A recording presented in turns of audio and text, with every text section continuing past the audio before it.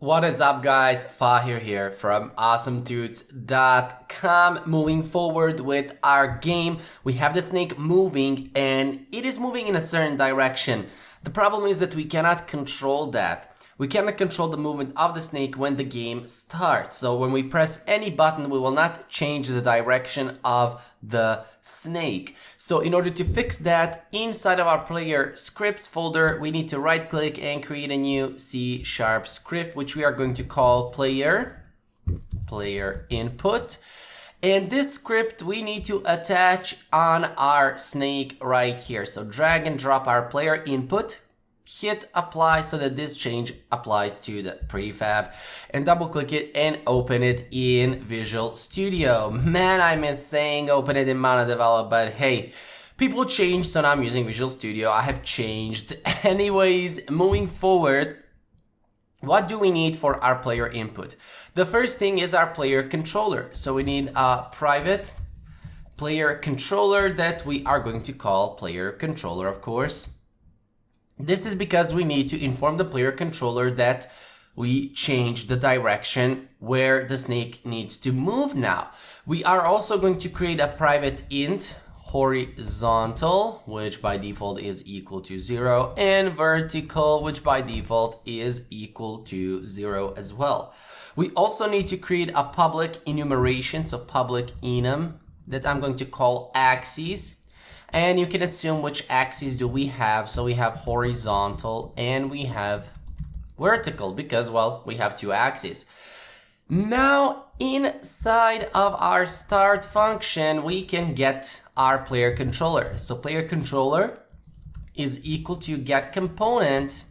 So get component, player controller component like this. And this can be done in the awake function as well. So you can choose to put this into awake if you want to. We can leave it at awake because we are only getting here our player controller, because I like to initialize my variables in the awake function more than I like to initialize them in the start function. Now, inside of the update, the first thing that we need to do is that we need to get our player input. But before that, we need to say horizontal is equal to 0 and vertical is equal to 0 to reset their values. And now, in order to get that input, we need to call a function that we did not create, and I'm going to call it get keyboard input like this. And right below here, we're going to create it by typing void in the name of the function, which is get keyboard input. And now, inside of our keyboard input, we are simply going to say horizontal is equal to, and we need to say input dot get axis raw, and here we are going to say horizontal. And for our vertical, we are going to say vertical is equal to input dot get axis raw, and it is going to be vertical, but we have an error. What is this error? If I hover over, it says cannot implicitly convert type float to an integer. The problem is that this returns a float. You see this right here, this input get axis raw returns a float. So we need to cast it to an integer by typing in parentheses int in front of it, and the same thing we need to do it right here. So we are casting or converting this float into an integer. So we have here our horizontal and vertical. We do need to test if our horizontal is not equal to null. Then we need to say our vertical. So vertical is going to be equal to 0 like this.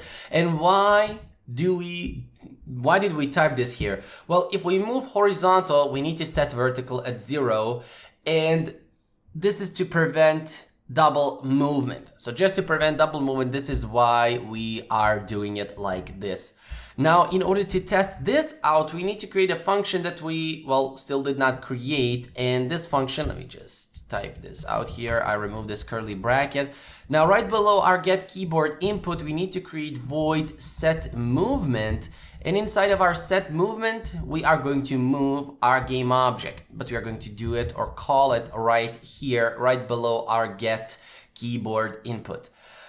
Now, inside of our set movement, Here we are going to say if our vertical is not equal to 0, then we are going to call our player controller to change the movement. But in order to change that movement, we need to go here in our player controller, right below our check movement frequency, we need to create a public void set input direction, which takes a player direction dir as a parameter. Now, first of all, in this function, we need to prevent movement in the opposite direction. What does that mean? It means that if we are moving up, we cannot start moving down. We cannot start moving down. Or if we are moving left, we cannot start to move to the right side and vice versa. So we need to say here, if our dir is equal to player direction up, and our direction is equal to player direction down, or if our dir is equal to player direction dot down and our direction is equal to player direction up. You see my point? Because we cannot move in the opposite side, because if let me quickly go here in Unity, and if I take my snake in the scene, let's assume snake is moving in the right side like this. We cannot press left and it will start moving left. No, we cannot do that. We need to start moving up and then move left, or down and then move left. This is my point. That's why we are testing this. And we need to say here as well, if dir is equal to player direction dot right and direction is equal to player direction dot left, or if dir is equal to player direction dot left and direction is equal to player direction right. So if this is true, if some of these is true, then we're going to hit return, not rect transform or whatever that was. If one of these is true, and notice we are using or, so only one of these needs to be true. So if direction is equal to, or dir is equal to up, and dir is the parameter. So if dir is equal to up and direction is equal to down, then that is true. We cannot move to the opposite side. Same thing goes for down and up, right and left, left and right. But if this right here is not true, then we are simply going to say direction is equal to dir. Now direction is our own variable that we are using here. Let me just find it. Here it is, our direction. We talked about it in the previous video. So direction is equal to the parameter that we put here. Now we also need to force move. So we need to say here, force move our game object or our snake. Now our force move, we're going to create it. So force move. And simply in our force move, we are going to say counter is equal to 0, move is equal to false, and move call our function to move the snake immediately without waiting for the next movement frequency threshold. Why? Well, because when we press a button, we want to move the snake right away. We don't want to wait for the movement frequency threshold to kick in so that we can actually start moving the snake. So right away when we press the button, and this is what we are doing here. So we are resetting the counter, move is equal to false, and we will call move to move the snake right away.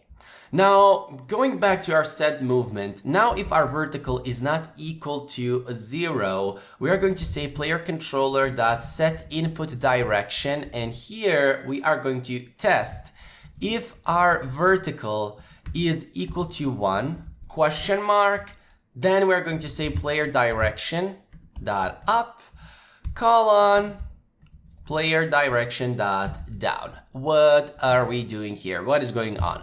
Well, you see here, we are testing if vertical is equal to null. This essentially, this code right here, and let me just take this code. So this code right here that we did, and let me just put it right here so that we can actually see it. This is what we are doing. Pay attention here. So if our vertical is equal to 1 and we are using or questioning that or asking that with a question mark. So if it's equal to 1 and that is true, then the value will be up. Otherwise, the value will be down. This is essentially as if we are doing this. Let me just put it like this. And this is essentially same as if we typed if vertical is equal to 1, then our player direction is equal to player direction up.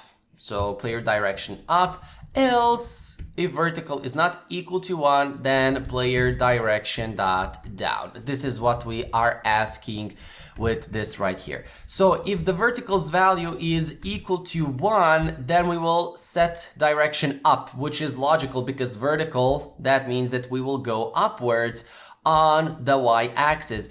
If, and let me just go back, why is it taking me over there? Anyways, otherwise, if our vertical is not equal to 1, for this we are using this colon. So if it's not equal to 1, and let me just go back here. So if it's not equal to 1, that means that we will use direction down for the value, meaning we will go down. Now here we are going to say else if our horizontal is not equal to 0, we're going to do the same thing. So we're going to say player controller dot set input direction. And here we're going to say horizontal, is it equal to 1, question mark. And right here, we're going to say player direction dot right, colon, player direction dot left. It's the same thing except for our horizontal. So it's exactly the same thing. Now we can test this out, but we will have one problem and we will see what that problem is. So if I go back here, I am going to clear the console and I'm going to hit the play button. And notice now we can change the direction. See, we can change the direction, but you see the snake is moving like crazy as long as if we are holding our mouse or actually our keyboard. I'm pressing W key, ASD, or left arrow, right arrow up. You see the snake is moving like crazy, like some crazy parasite that came from out of Earth, alien parasite, and it's trying to get into you. Now we don't want this. We don't want this kind of movement. We have this movement because we are using input get axis raw. Now this is not something that we want, so I'm going to comment this out. We need to create another function that will get us the movement of the snake. Now here we're going to create a function that will return an integer and we're going to call it get axis raw, which takes an axis, and I'm going to call it axis as a parameter. And it takes this axis that we created, this enumeration right here. Now, right at the bottom of this function, we are going to return 0 if nothing happens because we need to return an integer. But what we are going to do here is that we are going to test if our axis is equal to axis.horizontal. So we need to check for the horizontal axis. Then we're going to say bool left is equal to input.get key down. Did we press a key down? And that is going to be key code dot left arrow. And bool right is going to be input.get key down. And this is going to be key code dot right arrow, like this.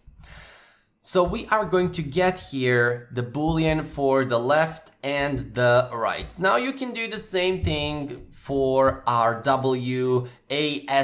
I'm using here arrows, so pay attention because we will use arrows, left arrow, right, up and down arrow on your keyboard to move our snake. Now you can do the same thing with W key, ASD, and to move that snake with those keys. So here I'm going to say if left, meaning if we pressed the left arrow key, then here we are going to say return -1 because we are moving to the left side.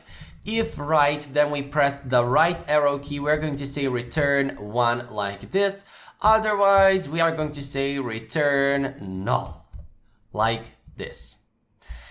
Else if our axis is equal to axis.vertical, so we need to check for the vertical axis. Then we're going to say bool up is equal to input.getKeyDown, and we are testing for key code. So get key down, and it's key code dot up arrow. Our bool down is equal to input.getKeyDown and key code dot down arrow. And same thing. So we need to test it like this. So we need to say here if up. So if up, we pressed the up arrow key, we are going to return 1. If down, then we are going to return -1. So return -1. Otherwise, return 0 or return null. I'm saying null for 0, but actually it's return 0. So this is what we are doing, and let's go inside of our keyboard input, and right here our horizontal is going to be equal to get axis raw, passing here axis dot horizontal.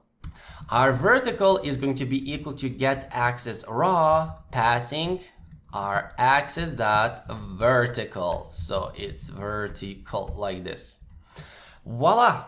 So if we go back now in our Unity, and if I press the play button, and notice now if I try to move, you see the snake, I'm holding the up button, so I'm holding these buttons that I'm pressing for the snake to move.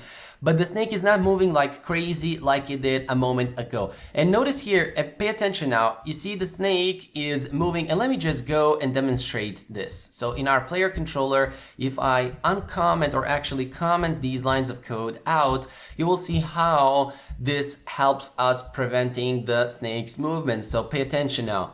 If the snake is moving, you see now we cannot move it like this. You see it's moving to the left, and now we're changing it to move it to the right, or now down, and now it's moving up.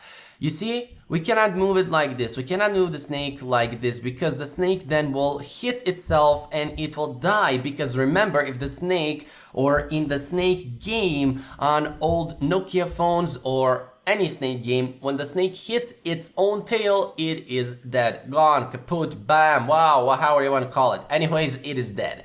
The game is over. So that's why we are preventing the movement in the opposite direction, because now if I am moving, for example, to the left side, I cannot press right to move. So I'm moving to the right and I'm pressing left, it's not working. I'm moving to the left, pressing right, or moving up, pressing down, it is not working. We need to turn left or right and then move to that side where we want to move. And also, let's go and briefly break down all of these codes. Now, this right here, it's pretty clear. This is clear what it is. This right here as well. Here we are resetting horizontal and vertical every time after the input. And here we're getting that input.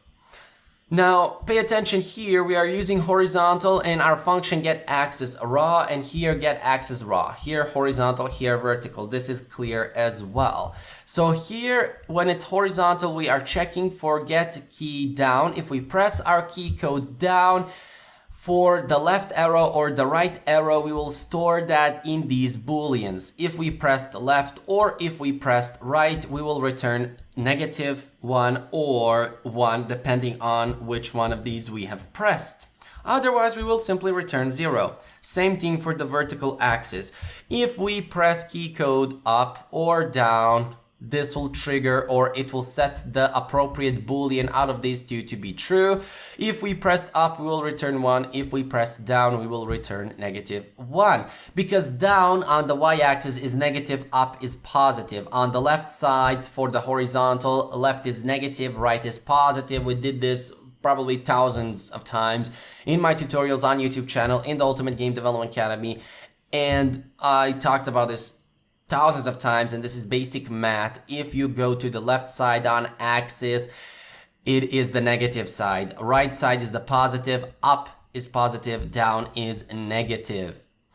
So moving back inside of our get keyboard input, we are storing that value in the horizontal, so it will be either 1 or -1 or 0. And here we are checking if our value is not equal to 0. So we need to check if it's not equal to 0, because if it's equal to 0, we are not moving. So we are not moving if it's equal to 0. So if it's not equal to 0, it's either 1 or -1. If vertical is equal to 1, then we will set it up, which means positive. If it's not equal to 1, meaning it's -1, then it's down. Same thing for the horizontal. And in our player controller, we created set input direction. We are preventing here movement to the opposite side, and we tested this out a moment ago. And when that happens, we're setting the direction to our own, or dir, this parameter, to our own movement direction, and then force move the snake just so that it moves right away instead of waiting for the threshold of the movement frequency.